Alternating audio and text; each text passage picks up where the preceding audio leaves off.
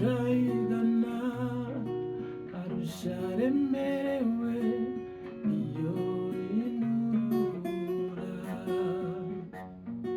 yatweretse urukundo rwayo rwinshi ubwo yemeraga gutanga umwana wayo aramanuka apfa ku bwacu nta wundi ni Yesu.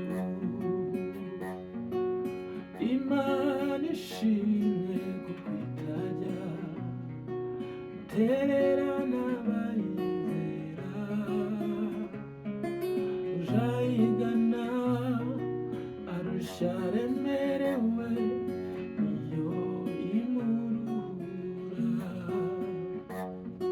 yatweretse urukundo rwayo rwinshi ubwo yemeraga gutanga umwana wayo aramanuka apfa ku bwacu nta wundi ni Yesu.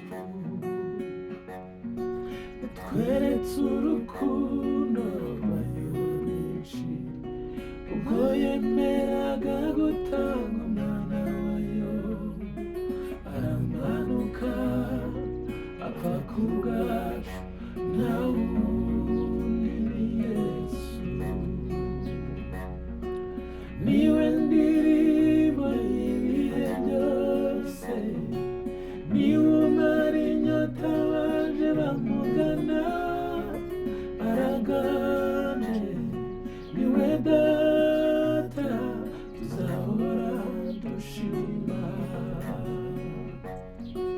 Niwe ndirimbo y'ibihe byose niwe